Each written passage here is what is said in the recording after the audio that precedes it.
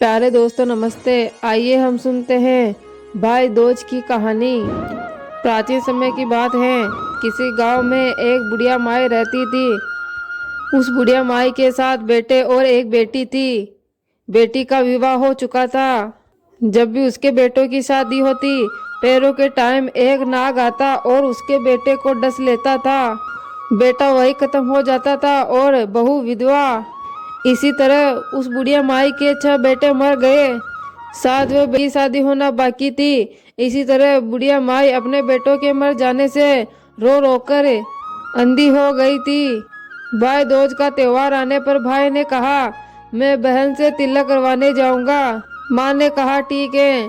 उधर जब बहन को पता चला कि भाई आ रहा है तो वो खुशी से पागल होकर अपनी पड़ोसन के घर गई और पड़ोसन से पूछने लगी, जब प्यारा भाई घर आए तो उनके लिए क्या बनाना चाहिए।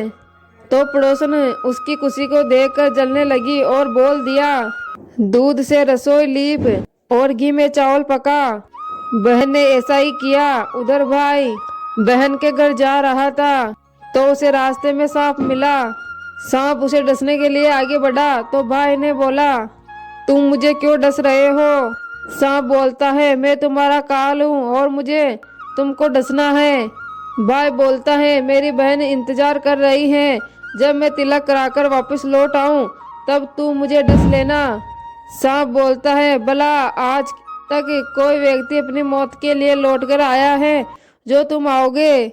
भाई बोलता है, यदि तुम्हें यकीन नहीं है तो तू मेरे झोले में बैठ जा और जब मेरी बहन मेरे तिलक कर ले तब तुम मुझे डस लेना। ऐसा ही किया। भाई बहन के घर पहुंच गया। दोनों बड़े खुश हुए। भाई ने कहा, बहन जल्दी से खाना दे, मुझे बड़ी भूख लगी है। बहन क्या करे, ना तो दूध की रसोई सूखे और ना ही घी में चावल पके।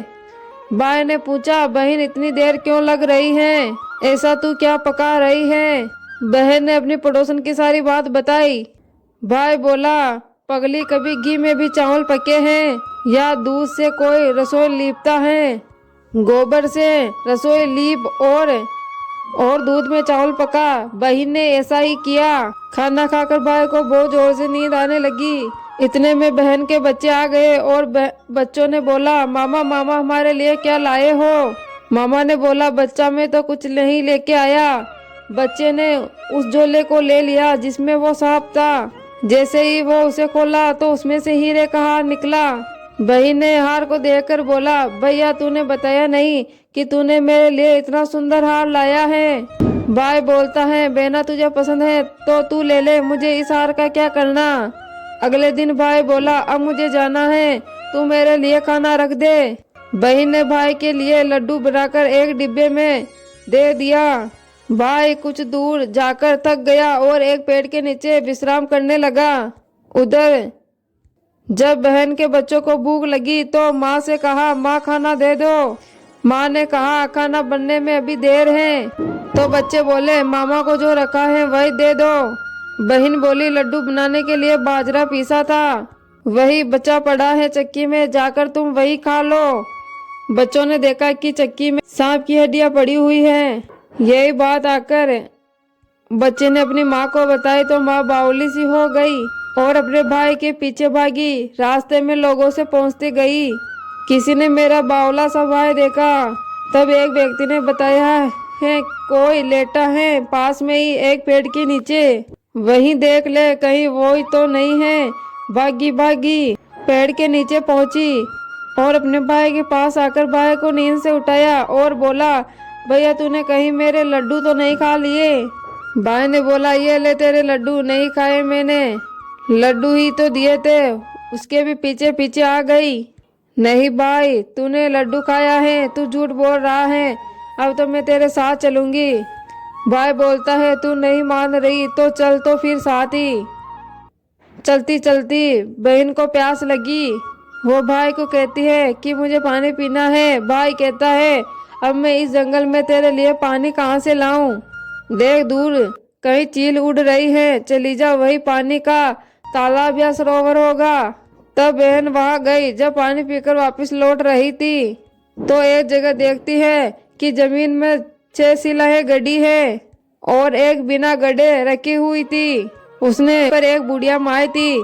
उसने पूछा कि यह शिला कैसी है। उस बुढ़िया ने बताया कि एक बुढ़िया है, उसके साथ बेटे थे। 6 बेटे तो शादी के मंडप में ही मर चुके हैं, तो उनके नाम की ये शिला जमीन में गड़ी हुई है। अभी 7वें की शादी होना बाकी है। जब उसकी शादी होगी तो वो भी मंडप में ही मर जाएगा, तब ये 7वीं शिला भी जमीन में गड़ जाएगी। यह बात सुनकर बहन समझ गई कि यह शिला किसी और की नहीं, अपने भाइयों की है। उसने उस बुढ़िया से अपने 7वें भाई को बचाने का उपाय पूछा और बुढ़िया माए ने उसे बता दिया कि वह अपने 7वें भाई को कैसे बचा सकती है। और वह सब जानकर अपने बाल खुले कर पागलों की तरह अपने भाई को गाली देती हुई गई और अपने भाई के पास आकर बोलने लगी, तू तो जलेगा, कुटेगा, मरेगा। भाई अपनी बहन के ऐसे व्यवहार को देखकर चौंक गया, लेकिन उसे कुछ समझ में नहीं आया। इसी तरह भाई बहन अपने माँ के घर पहुँच गए। थोड़े समय बाद भाई के लिए सगाई आने लगी और उसकी शादी तय हो गई। जब भाई को सेहरा पहनाने लगे तब वो बोली, इसको क्यों सेहरा बनेगा, सेहरा तो मैं पहनूंगी, ये तो जलेगा मरेगा। सब लोग परेशान होकर सेहरा बहन को दे दिया। बहन ने देखा कि उस सेहरे में कलंगी की जगह सांप का काला बच्चा था। बहन ने उसे निकाल कर फेंक दिया। अब जब भाई घोड़ी पर चढ़ने लगा तब बहन बोली, यह घोड़ी पर क्यों चढ़ेगा, घोड़ी पर तो मैं बैठूंगी, ये तो जलेगा मरेगा और इसकी लाश को तो चील कौवे खाएंगे। यह बात सुनकर सभी लोग बहुत परेशान हो रहे थे। सबने उसे घोड़ी पर भी चढ़ने दिया। जब बारात वहां से रवाना हुई तब बहन बोली, ये क्यों दरवाजे से निकलेगा, दरवाजे से तो मैं निकलूंगी, यह तो पीछे के रास्ते से जाएगा। जब वो दरवाजे के नीचे से जा रही थी तब दरवाजा अचानक नीचे गिरने लगा। बहन ने एक ईंट उठाकर अपनी चुनरी में रख ली, दरवाजा वही का वही रुक गया।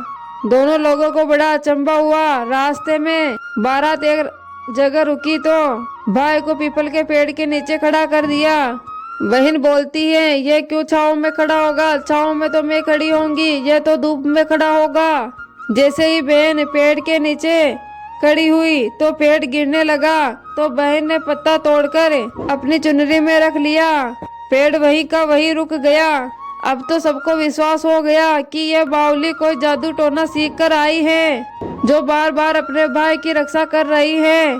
ऐसे करते करते फेरों का समय आ गया। जब दुल्हन आई और दुल्हन के कान में कहा, अब तक तो मैंने तेरे पति को बचा लिया और तू ही अब अपने पति को और साथ ही मरे हुए अपने जेठों को बचा सकती हैं।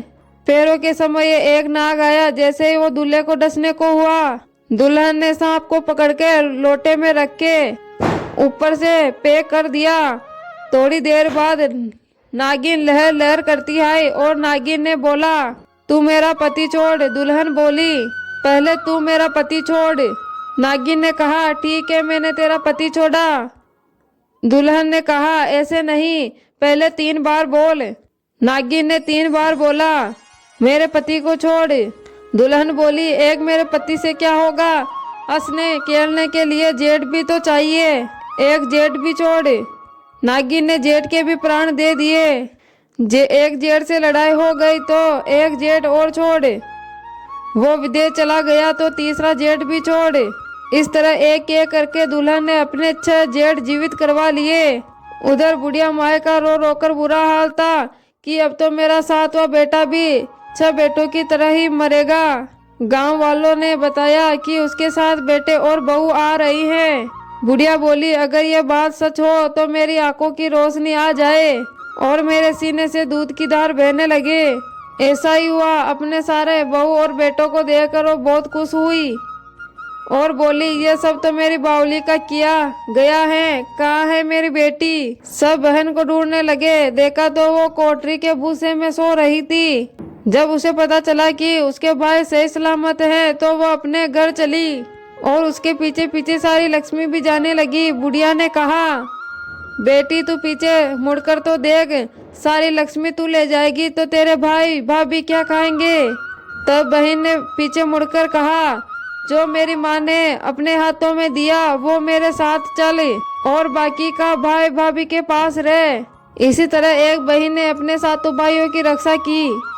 प्यारे दोस्तों, ये है भैया दूज की कहानी। आपको कैसी लगी कमेंट बॉक्स में कमेंट करके ज़रूर बताएं।